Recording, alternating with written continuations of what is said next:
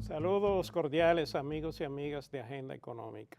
En esta ocasión nosotros vamos a trabajar un tema sumamente importante para la República Dominicana. Yo voy a compartir este programa con dos invitados especialistas sobre el tema y con ello lo que vamos a hablar es de lo que se conoce como el riesgo reputacional país. Es un tema relacionado con la prevención del lavado de activos y el financiamiento del terrorismo. Pero en el día de hoy y en un próximo programa, lo que nosotros vamos a hacer es hablar del tema del examen que se le hace a los países que son miembros del Grupo de Acción Financiera Internacional, mejor conocido como el GAFI. Es un examen o una evaluación que se hace para fines de ver en qué medida los países están aplicando las medidas preventivas y aplicando las recomendaciones que emanan de este organismo internacional. El tema es sumamente importante. Hemos querido analizarlo ampliamente en dos programas y la primera parte de hoy la vamos a hacer con Arnaldo Sánchez Brugal, quien es abogado, exfuncionario del Banco Central y actual encargado del Departamento de Análisis de la Unidad de Análisis Financiero, que es un organismo del Comité Nacional contra el Lavado de Activos. También vamos a estar aquí acompañado de Roberto Mella, quien es funcionario de la oficina L. Nuis Asociados, una oficina que se encarga y que tiene dentro de su programa de trabajo el impartir asesoría y entrenamientos en esta materia. Roberto Mella es economista, es contador y es especialista en esta materia, ha hecho mucho entrenamiento y por eso nosotros creo que vamos a hacer un programa sumamente interesante para conocimiento de todos ustedes. Así que, Arnaldo. Buenas noches, don Luis, gracias por su invitación. Roberto Mella. Muchísimas gracias, don Luis. La verdad que me honra acompañarle tanto a usted como a Arnaldo en este programa tratando un tema, como muy bien usted dice, un poco desconocido, pero que podría tener impactos en la economía y a nivel general y sobre todo en el sector financiero. Sí, la importancia es que con ustedes veamos cuáles pueden ser las implicaciones que, como decíamos anteriormente, puede tener el hecho de que el país no salga bien de un examen que se le haga en esta materia, porque somos parte de este organismo, ¿no? Del Grupo de Acción Financiera Internacional y como tales estamos en la obligación de cumplir las normativas y de aplicar todas las recomendaciones que emanan de este organismo. Y entonces es norma de este organismo hacer evaluaciones periódicas a los países que son miembros del mismo para fines de ver en qué medida se está cumpliendo con estas normativas. Así es, don Luis, muchísimas gracias. La verdad, como bien usted dice, el GAFI o el Grupo de Acción Financiero es un organismo internacional que se encarga o su principal función es evaluar los países miembros, y estamos hablando de más de 180 jurisdicciones a nivel internacional, de evaluar a esos países respecto a sus recomendaciones. Actualmente son 40 recomendaciones. Esas recomendaciones básicamente especifican cuáles son los estándares, cuáles son las referencias, digamos, el contenido que deberían de tener las normas y las legislaciones de los países. De esa manera el Grupo de Acción Financiera se encarga de cada cierto tiempo, y ahí Arnaldo podrá ampliar en ese sentido, en visitar los países y evaluarlo a ver qué tanto cumplen respecto a esas recomendaciones. Basado en esas evaluaciones y dependiendo de la cantidad de recomendaciones que se cumplan parcialmente o completamente o no cumplidas, ellos lo incluyen al país en sus listas, ¿okay? Y recientemente, de hecho, tuvimos un caso bien cercano y bastante sonado que fue el caso Panamá. Sonaba mucho el hecho de que Panamá había sido incluido en una lista gris y eso le conllevó unos efectos importantes que luego puedo compartir con ustedes algunas noticias. Por eso la importancia de tener en la agenda de los países este tema muy en serio, en la medida en que de no cumplir estas recomendaciones podríamos estar cerrándole las puertas a la banca corresponsal de nuestras entidades financieras, lo cual tendría un impacto en toda la economía. Sí, como bien decía Roberto, ya el país está en la cuarta ocasión en que el país va a ser evaluado. Ya hemos sido evaluados en 3 ocasiones anteriores. La última fue en el año 2006, donde el país no quedó en una lista negativa, quedó en una lista de seguimiento continuo por una serie de deficiencias que había en ese momento, básicamente la mayoría relacionada con el financiamiento del terrorismo, que era un tema que no estaba previsto en nuestra legislación, aunque sí lo contempla el decreto de aplicación de la ley. Y entonces, como se evalúan ambos temas, tanto el lavado de activos como el financiamiento de terrorismo, muchas de esas recomendaciones quedaron parcialmente cumplidas porque sí se cumplían en base a lo que era el lavado de activos, pero no en cuanto al otro tema.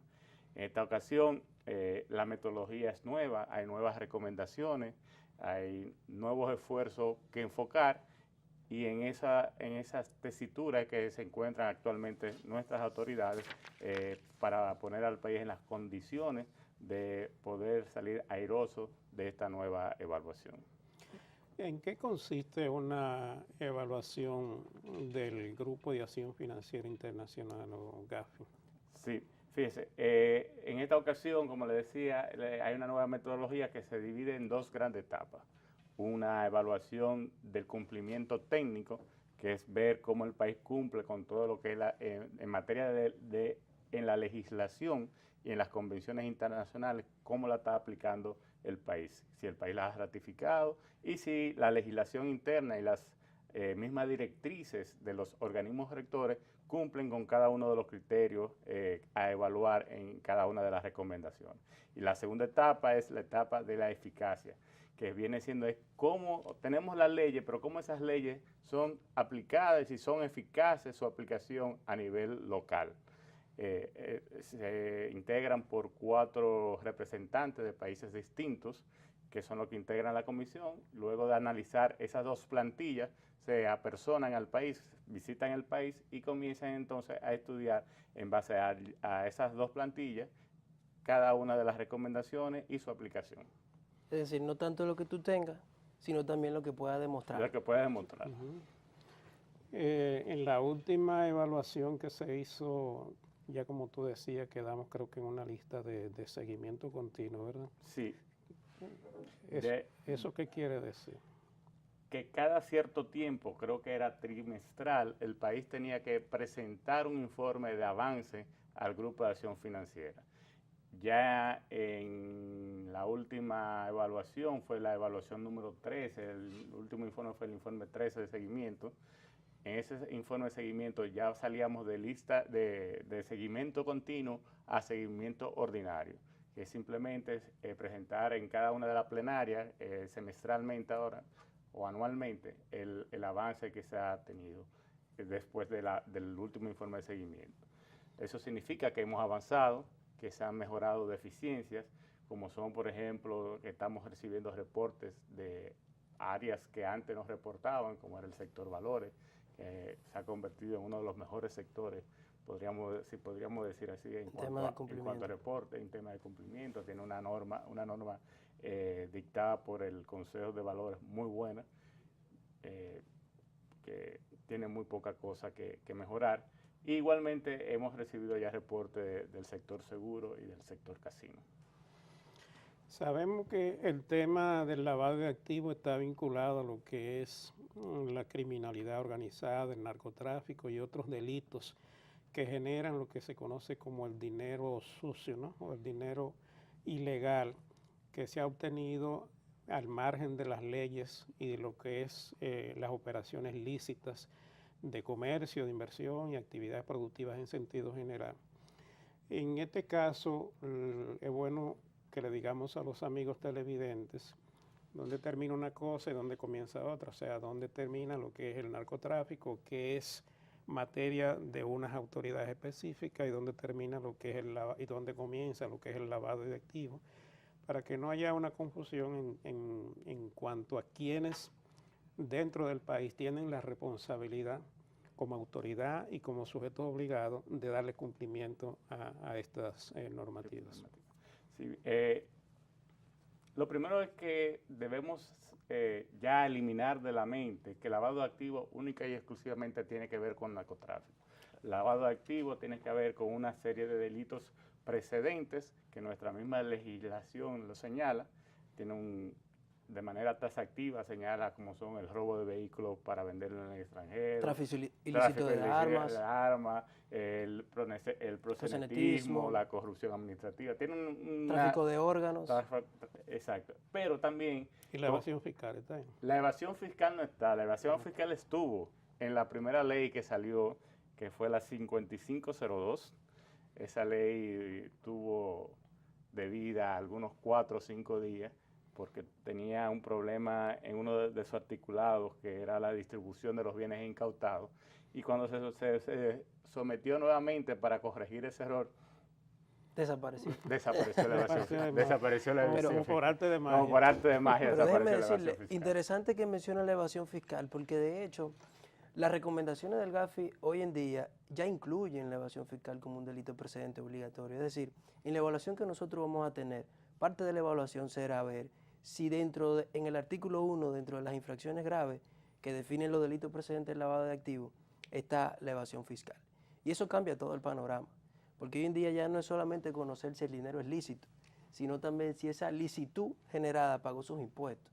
Entonces eso sobre la base del enfoque de cumplimiento que realizan las entidades financieras y de todo lo que se nos pide a las entidades, al sujeto obligado en general, cambia la perspectiva. O sea, no es solamente saber si se generó lícitamente, ahora hay que saber si está pagando sus impuestos. Pero ya eso es un hecho o es algo que se está tratando de implementar. No, la recomendación del GAFI lo tiene como un hecho. No estamos cumpliendo con... No estamos cumpliendo. Sí, pero para lo que es esta cuarta evaluación, tengo entendido que es un tema que no se va a considerar el hecho de que esté tipificada la evasión fiscal como delito precedente o no. No es un tema que se va en esta evaluación a tomar en cuenta por lo pronto que fue y que muchos países tenían entonces todavía que modificar. Tienen, claro. Eso pero es buena noticia. El tema de la evasión fiscal es un tema amplio para discutir y que causó muchas discusiones, porque ¿qué tanto yo como lavador no quisiera entonces, para que no se me persiga, presentar impuestos y poder justificar la procedencia de mi dinero?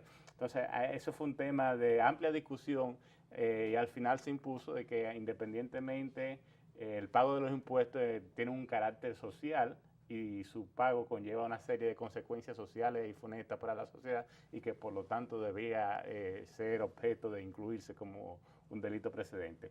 Pero como le venía diciendo anteriormente, no es solamente el narcotráfico, sino esa serie de otros delitos, lo que conlleva que hayan nuevas autoridades, incluso la misma ley en su artículo 1, que define las autoridades competentes, hace una especie de nuevo concepto de autoridad judicial competente, donde incluye como autoridad judicial competente no solamente al Ministerio Público y a los tribunales, sino también a aquellos organismos supervisores de entidades como son la Superintendencia de Bancos, la misma Unidad de Análisis Financiero y la Dirección General de Impuestos Internos y la Dirección Nacional de Control de Drogas. La Superintendencia de Valores también. La Superintendencia de Valores en ese momento de la legislación no existía, pero con su ley se ha incluido y en un proyecto de modificación que se está trabajando también de la legislación de lavado de activos para actualizarla, porque es una ley que ya tiene del 2002 y aunque es una muy buena ley,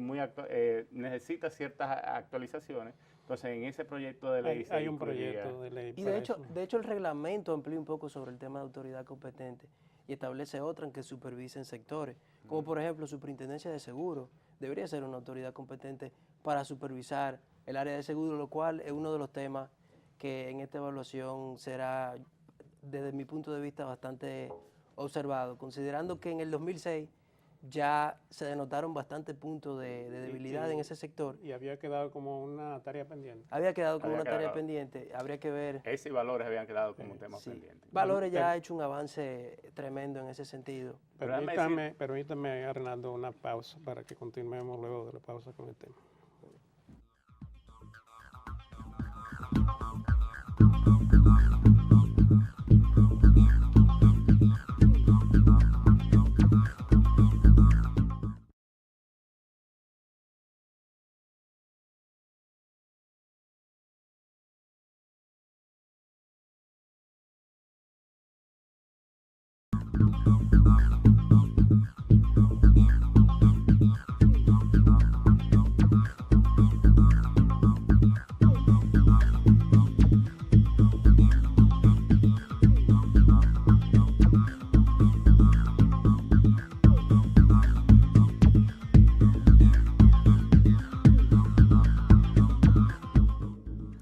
Continuamos con ustedes, amigos y amigas de Agenda Económica. Hoy, como ya ustedes conocen, estamos tratando el tema del riesgo reputacional país, una materia relacionada con la prevención del lavado de activos y la evaluación que se le hacen a los países en materia de cumplimiento de lo que son las normativas internacionales en esta materia.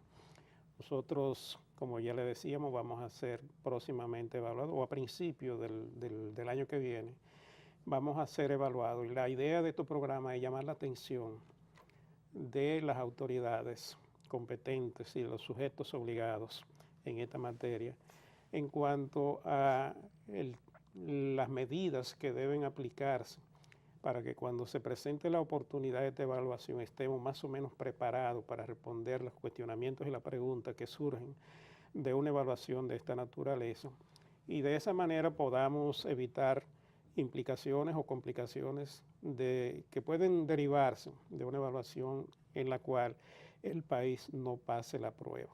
Hemos estado viendo en la primera parte lo que es el GRAFI, el Grupo de Acción Financiera Internacional, la forma como se hacen estas evaluaciones, donde varios países o varios representantes de países que son miembros del GRAFI son escogidos para que hagan la evaluación del país, de qué se trate. Y aquí se evalúa el cumplimiento de lo que han sido, en este caso, recomendaciones anteriores y el cumplimiento eficiente de las normativas y de las recomendaciones para prevenir el lavado de activos, sobre todo en lo que al sector financiero se refiere. Sería bueno que, como ya vimos lo que son las autoridades competentes, ¿no?, veamos ahora lo que son los sujetos obligados, un poco para que podamos enmarcar el tema en quienes tienen la obligación de darle cumplimiento a esta normativa en todo lo relacionado con el tema de la prevención del lavado de activos y el financiamiento del terrorismo. Ahora bien, don Luis, escúchame que interrumpa en este sentido. Sería bueno precisar sobre el tema que quedó ahorita pendiente, es decir, la diferencia entre el delito precedente y propiamente el lavado. Creo que sería bueno agregar un poco en ese sentido que quedó antes de la pausa. Pero cuando tú hablas de delito precedente, Roberto, bueno, para los amigos que no manejan el tema, bueno, que le digamos qué el significa eso. delito precedente es justamente lo que mencionaba Arnaldo, el delito que genera el ilícito, el dinero, el activo sucio, ilícito, ilegal. exactamente, que en este caso es el narcotráfico, la venta ilícita de armas y todos los otros delitos que mencionó Arnaldo. Ahora bien, lavado de activos es el proceso mediante el cual yo tomo ese dinero que se produjo de ese ilícito, que ya está tipificado en otras leyes. El narcotráfico tiene otra tipificación, tiene otras sanciones que le establece la 5088. La 5088. Eso es un delito per se, narcotráfico. Ahora bien, el efecto de tomar ese dinero y tratarlo de insertar en la economía es otro delito separado, que es el lavado de activos, y entonces ya ahí entra otra ley, que es la ley 7202. Y de esa manera separamos lo que Entonces, lo que se lava es el dinero que surge de la actividad ilícita del narcotráfico y de los otros ilícitos. Y de los otros ilícitos que Pero ¿por qué tenemos que lavarlo? ¿Por qué hay que lavarlo? Bueno, pues evidentemente que ese dinero... Lavarlo significa, por lo que yo entiendo, que ese dinero entre al sistema financiero y se mezcle confunde con los el lícitos, dinero lícito para que no pueda ser identificado por las autoridades que persiguen el delito. Así es. Y de hecho, el lavado de activos cumple, para su entendimiento, varias etapas. La primera etapa es la de colocación, mediante la cual yo tomo el dinero que produce directamente el ilícito, que es dinero normalmente en efectivo. Hablamos activo en general, pero para simplificación vamos a hablar en sí del efectivo. El proceso mediante el cual yo trato de insertar a la economía ese ilícito, ese activo, en este caso el efectivo. A través del sistema A financiero. través del sistema financiero, no solamente a través del sistema financiero, a través de cualquier sector de la economía, porque pudiese muy bien ser del sector real. Bueno, porque puede haber una etapa que yo diría como de prelavado, o sea, donde un dinero ilícito se mezcla en la actividad comercial, en la transacción comercial con otro dinero lícito y llega ya al sistema financiero a través de un cliente de un banco. Claro, más pero o menos. el tema es que a veces en el proceso, ya cuando llegamos al banco, el dinero no se está lavando, se está prácticamente planchando, porque no tenemos otras regulaciones fuera del sector financiero que regulen otras actividades. Y ahí hablamos, ya Arnaldo habló de los casinos, pero pudiésemos hablar de las constructoras, pudiésemos hablar de los dealers de carro, las joyerías. Hay toda una serie de actividades que el mismo Grupo de Acción Financiera tipifica como actividades y profesiones no financieras designadas. Es decir, debería darse un tratamiento casi parecido en términos de controles que las entidades financieras. Porque ya hoy en día estas personas saben que no pueden ir directamente al banco con una funda negra llena de dinero, sino que tienen que hacer operaciones previas de llegar al sector financiero para luego presentarse ante el banco como una empresa, ¿verdad?, que está realizando operaciones lícitas. Pero naturalmente, ¿de dónde surge la empresa o qué hay detrás de la empresa? Entonces, ahí está entonces el gran trabajo. Entonces, luego que ese dinero se coloca en la economía, pasamos a la etapa de estratificación y es mediante la cual ese dinero se va convirtiendo, luego de insertado en la economía, se va convirtiendo en otros instrumentos, en inversiones, transferencias internacionales, préstamos entre empresas, etc. Y de esa manera ya el dinero se va confundiendo. Esa es la etapa donde ya usted no puede diferenciar lo bueno de lo malo. Entonces, por eso la importancia de que en el proceso de colocación haya buenos controles.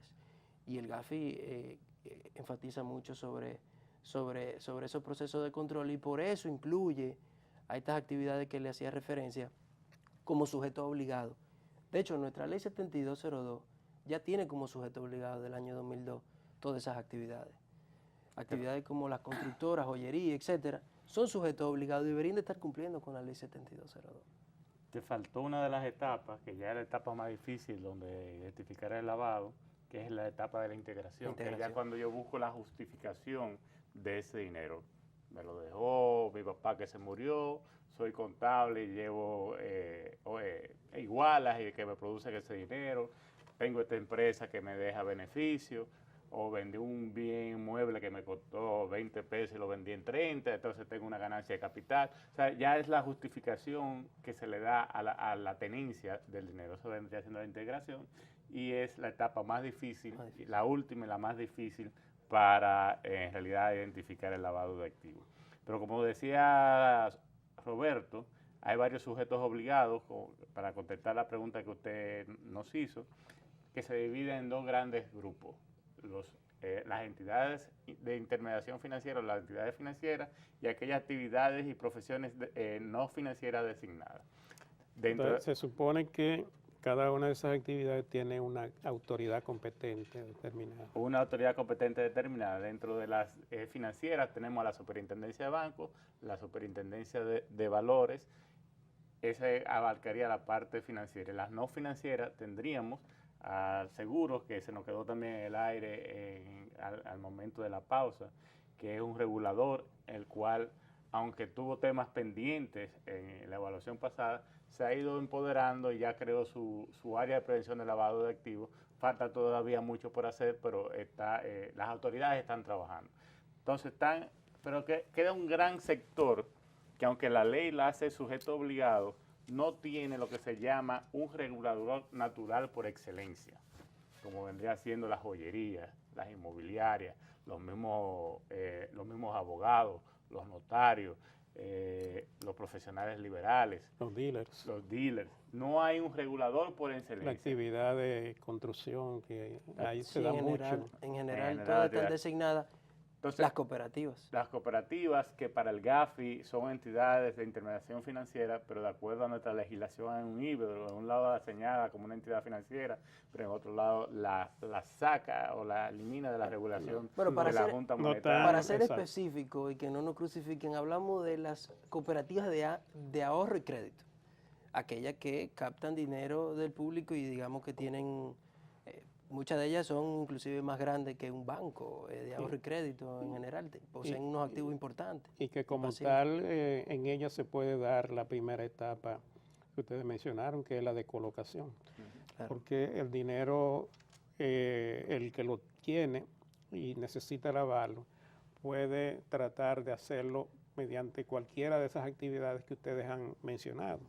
Y el colocar recursos en una cooperativa es una de esas actividades, aunque no todas. Aquí el gran tema es quién regula quién y cuáles son las implicaciones, que de eso vamos a hablar ahora cuando retornemos de la pausa.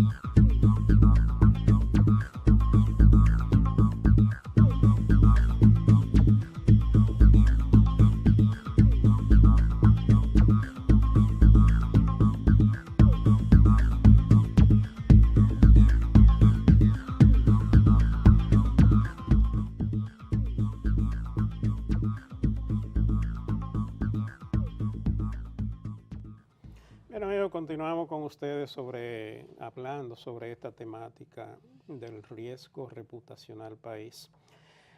Hemos en las partes anteriores hecho un grosso modo de cuáles son una serie de conceptos, poco para que haya más entendimiento del programa. Nosotros queremos que haya una buena comunicación con ustedes y para eso ustedes tienen que entender lo que nosotros les estamos hablando sobre este tema, que es un poco especializado, como decíamos al principio, pero que es sumamente importante porque puede afectar grandemente el país. En el proceso que explicaba Roberto Mella y Arnaldo Sánchez, de lo que es la prevención del lavado de activos, estábamos hablando de las etapas que tienen que cumplir los sujetos obligados o que se dan en el proceso del lavado de activos y cuáles son las implicaciones o cuáles son las obligaciones que tienen sobre esta materia los sujetos obligados. Aquí, en esa primera etapa es donde está el mayor esfuerzo que hay que hacer, porque de lo que se trata todo esto es de evitar que el dinero sucio penetre el sistema financiero para que no pueda mezclarse con el dinero lícito de todas las otras actividades comerciales. La idea de la razón por la cual los que tienen el dinero sucio o los que han cometido el ilícito hacen tanto esfuerzo y tratan por todos los medios de penetrar el sistema financiero para lavar su dinero o para mezclarlo con el dinero lícito, es por las dificultades que se le presentan para usar ese dinero cuando no ha sido mezclado o cuando no tiene una explicación de su origen que ellos puedan dar como un dinero de origen lícito. Entonces aquí ellos tratan, como decíamos, de mezclarlo a través del sistema financiero, cumpliendo las etapas que ya dijimos.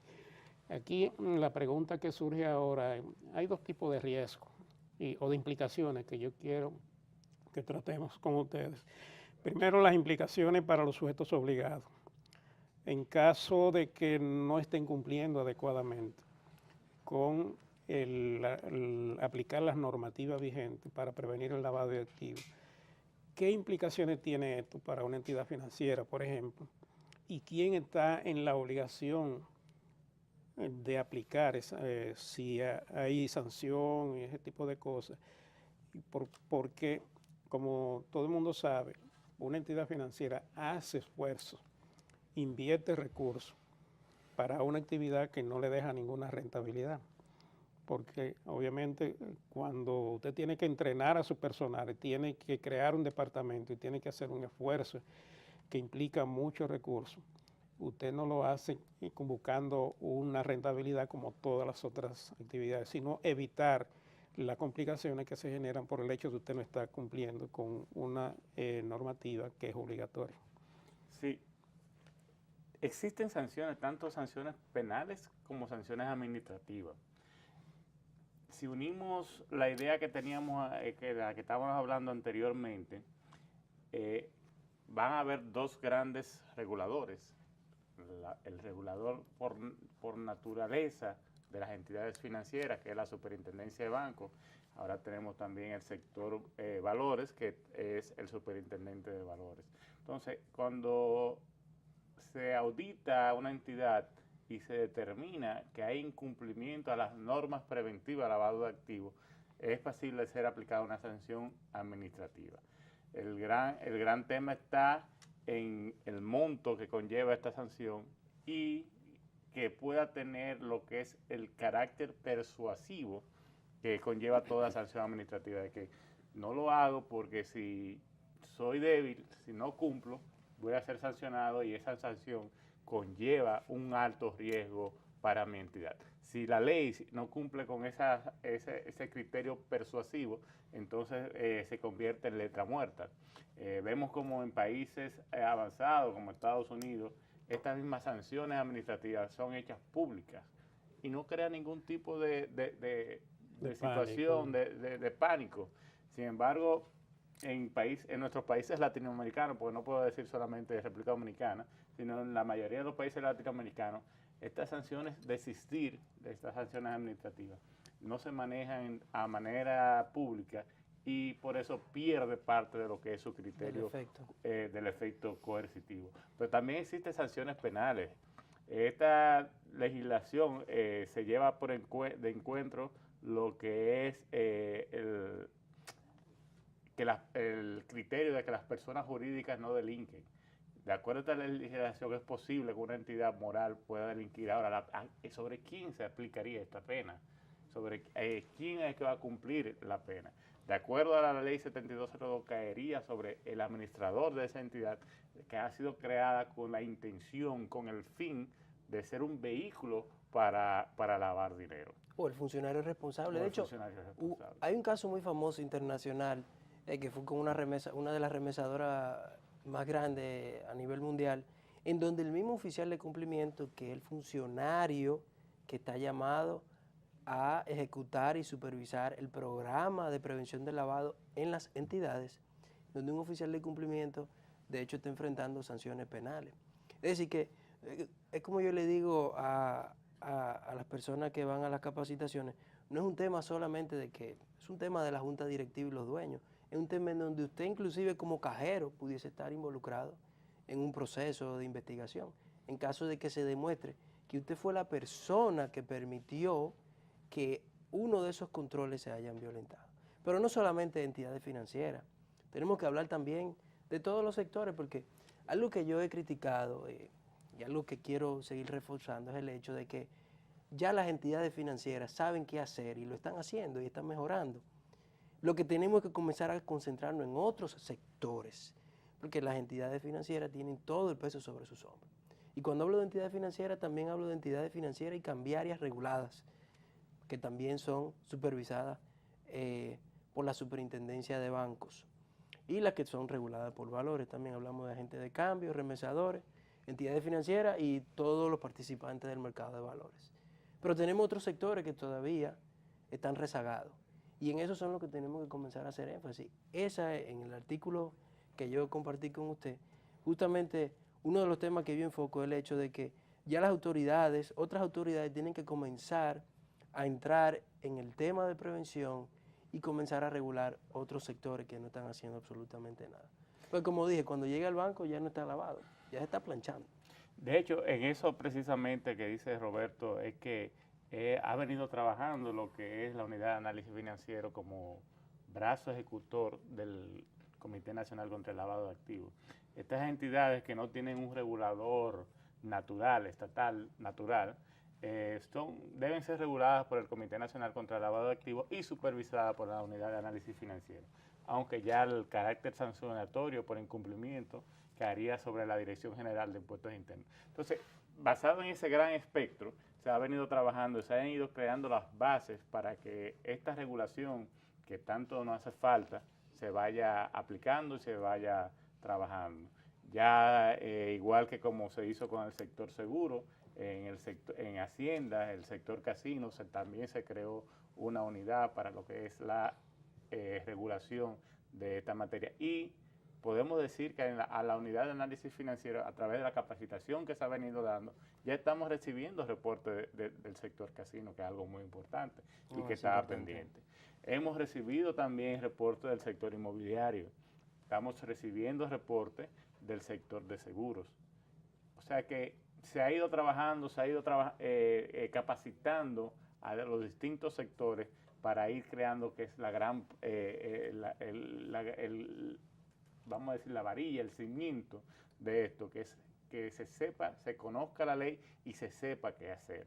Hay una serie de pasos, de políticas que deben implementar los distintos sectores para hacer efectiva todo este mecanismo de prevención, como son la elaboración de manuales, de políticas de prevención de lavado de activos, la designación de una persona que se dedique a ver que se está aplicando ese tipo de cosas, y basado en unos criterios mismos que nos va dando Basilea, eso amerita otro programa para poder entrar ameritaría 2 programas en detalle cada uno de los requisitos, pero lo importante es la prevención se basa en 2 grandes pilares, que son los reportes por transacciones sospechosas y los reportes por transacciones efectivas. Vamos a una pausa, retornamos en breve.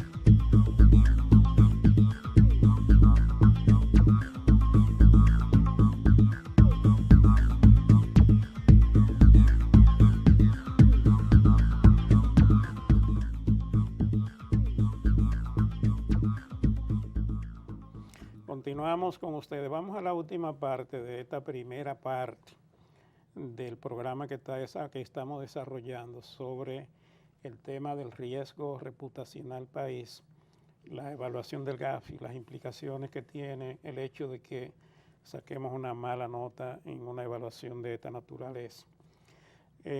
Sobre esta temática, Roberto Mella escribió en días pasados un artículo en el periódico Acento, donde llamaba la atención sobre esta problemática. Como se trata de una persona que está en el tema, manejando el tema en el diario vivir, él tiene conocimiento de que en el próximo año es una evaluación del país por parte de este organismo internacional. Entonces, dentro del contexto del artículo, Roberto se hizo una serie de preguntas que yo creo que debemos contestar ahora. ¿Estamos preparados para la nueva revisión del GAFI? ¿Está el país y sus gobernantes al tanto de la preocupante situación? ¿Se le está dando a este tema la importancia que requiere? ¿Tienen los órganos responsables el apoyo y los recursos que necesitan para enfrentar exitosamente la situación o para estar preparados y a tomar todas las medidas? ¿Tenemos un plan estratégico a nivel nacional para enfrentar este reto? ¿Qué tanto hemos avanzado desde nuestra primera evaluación en el 2006? Yo creo que Arnaldo tiene muchas preguntas ahí. Tendrá otras preguntas y algunas respuestas, ¿verdad que sí? Bueno, desde el inicio hemos venido hablando, el país está en mejores condiciones que en el año 2006, definitivamente. La unidad de análisis financiero, que era una unidad naciente en ese momento, ya viene siendo un niño adolescente, podemos decir, donde ha desarrollado una serie de procedimientos, de estadísticas, que era de las cosas que se nos criticaban, donde ha venido capacitando al sector, principalmente al sector no financiero, porque el sector financiero, como señaló Roberto, viene ya desde el año 90 y pico trabajando. Desde antes de la ley, claro. Desde antes de la ley, trabajando con este tema. Entonces, sí estamos preparados o sí estamos trabajando para la evaluación. Estamos ya en evaluación porque ya hemos enviado lo que es el cumplimiento técnico. Se envió también lo que es la planilla de eficacia. En base a eso los evaluadores vienen al país y deciden qué sector quieren entrevistar, qué preguntas específicas quieren hacer. La unidad ha estado trabajando con los distintos sectores para prepararnos para esa evaluación. Hay conciencia, principalmente en el sector financiero, tenemos a la Asociación de Bancos dándonos mucho apoyo, tenemos también a las autoridades monetarias también, que han mostrado su preocupación y su acercamiento. Preocupación no, porque ellos estamos seguros de que el país no va a bajar de calificación, sino que estamos trabajando para subir. Ni siquiera para mantenernos, sino para subir. El país Roberto sabe que el país está año luz a lo que era la evaluación de Panamá. Panamá tenía mucho más debilidades que nosotros tenemos. Vimos recientemente la evaluación de Costa Rica y es muy parecida a la de nosotros, y Costa Rica no quedó en lista negra. O sea que yo soy muy optimista en este sentido. Las autoridades siento que están trabajando hacia donde debemos trabajar. Existen debilidades como puede existir en todo país pequeño, pero con el apoyo de que cada sector se empodere de este tema, porque no es solamente el Comité Nacional contra el Lavado de Activos, necesitamos que los demás reguladores se empoderen de su propio tema y que tomen las medidas que se deben tomar. Nos faltan medidas en el sector Hacienda, nos faltan medidas en el sector seguro, nos falta también empoderarnos más en lo que es la parte de sanciones, de que se apliquen sanciones para poder crear todo lo que es una cultura de prevención del lavado de activos. Y para que usted tenga una referencia, considerando lo que acaba de decir Arnaldo, no sé si la cámara podrán capturar esta noticia que he impreso del periódico. Acá dice, y esto es referente, ahí está, Estados Unidos rompe relaciones con bancos de Panamá, con 21 bancos de Panamá. Eso fue resultado justamente de estar en una lista gris. Es decir, usted ahorita habla, eso fue superado. Eso ha venido siendo superado, claro. Y justamente uno de los temas que es importante, hablando de cómo la disuasión, ¿verdad? Aparte de las sanciones, yo diría que uno de los efectos disuasivos más importantes es el riesgo reputacional. El riesgo reputacional es uno de los efectos más importantes. En la medida en que usted salga en una lista negra o una de su entidad o un nombre de usted salga en algún periódico, se ha mencionado en algún tema de sanciones, inmediatamente usted queda por ahí en una listica y los bancos y las entidades en general, no solamente nacionalmente, sino internacionalmente, lo ponen como el patito feo. Puede ocurrir, sí, Roberto, y escúchame que te interrumpa, que por el hecho de que el país no haya cumplido, gracias a Dios Arnaldo ha dado la información aquí de que hemos estado avanzando, se han estado haciendo el esfuerzo y se ha estado dándole seguimiento a las recomendaciones que hizo el GAFI en la evaluación anterior. Y me da mucho gusto saber que estamos más o menos preparados para la próxima evaluación, lo que como tú mismo decías no significa que vamos a salir o que estamos 100%, porque tú mencionabas que, por ejemplo, en el sector no financiero hay todavía tareas que cumplir en la parte del Ministerio de Hacienda, de la DGI, en la parte de seguro. Y de COP, y o quien de en COP, este caso funcione como el regulador del sector de las cooperativas, por que ejemplo. pueden, sí, cuando vengan los evaluadores, es probable que nos den algunas pautas a seguir. No, de hecho ya la dieron, en el para- 2006 hicieron referencia en sus evaluaciones, hay varios puntos que hacen referencia estrictamente a ese sector. Pero aquí el riesgo reputacional, como tú decías, Roberto, y las implicaciones que puede tener esto es que si nosotros eventualmente quedáramos en una lista de país observado o de país de alto riesgo, inmediatamente eso generaría un movimiento a nivel de las autoridades reguladoras, por ejemplo, de Estados Unidos, quienes le exigirían a la banca de Estados Unidos que presionen a la banca dominicana y que comiencen, si es posible, hasta a cerrarle la cuenta a corresponsales para que el país se vea en la necesidad de aplicar la normativa. O sea, que no es un asunto que nosotros podemos tan fácilmente decidir, lo voy a hacer o no lo voy a hacer. Es que hay implicaciones serias, porque si la banca dominicana se ve en la situación de que le cierren sus cuentas en los bancos corresponsales, ya eso implica que las operaciones de comercio internacional de bienes y servicios que realiza el país con el resto del mundo, cuyos pagos se manejan a través del sistema financiero, habría un entorpecimiento serio para que esas actividades se puedan desarrollar. Y nosotros tenemos aquí un comercio exterior bastante amplio, el país es altamente abierto, depende mucho de sus operaciones comerciales y financieras con el resto del mundo. Y todas esas operaciones comerciales y financieras normalmente se hacen a través de la banca local y a través de la banca corresponsal, porque los clientes, por ejemplo, de los importadores que viven en el país, tienen que hacer sus pagos al exterior, a los suplidores en el exterior. Y eso no se hace de manera directa, sino a través de transferencias bancarias, operaciones bancarias.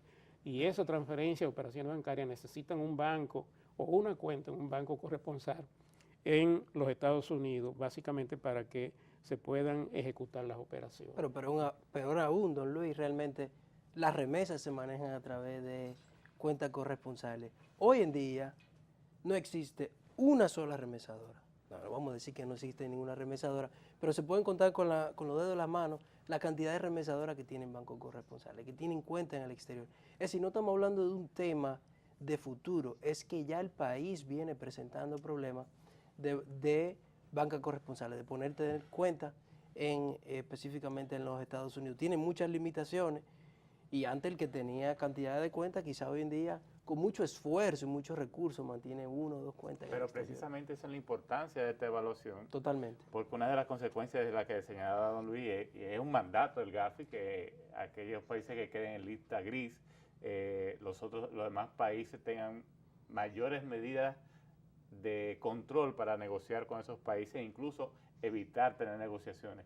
Pero el salir bien de una evaluación del GAFIC en nuestro caso, va a conllevar ser contrapeso a la evaluación unilateral que hace el Departamento de Estado bajo unos criterios muy propios que clasifica mundialmente a los países, el riesgo de los países, dando nuestro país entre uno de los países de alto riesgo, y por eso esa ha sido la consecuencia de que se nos hayan cerrado muchas cuentas corresponsales, porque unilateralmente Estados Unidos mediante su clasificación ha decidido que el país tiene debilidades y que está como alto riesgo, cosas que debemos ahora trabajar en esta evaluación para demostrar que sí, las puertas. Somos un país chiquito, tenemos debilidades, pero estamos trabajando. Y tenemos la voluntad política de darle cumplimiento. Se nos terminó el programa, Roberto. Muchísimas gracias. Y Arnaldo, muchísimas gracias por haber venido. Le reitero la primera parte de este programa que estamos desarrollando para llamar la atención sobre esta importante temática. En el próximo programa, pues continuaremos con otros detalles relacionados con este tema, para fines de que la comunidad nacional tenga una información completa de la importancia de esta temática y puedan manejarse mejor. Y los propios involucrados en esto, sistema financiero, autoridades competentes, sujetos obligados, también estén al tanto y le dediquen la atención debida a esta problemática. Nos vemos en el próximo programa.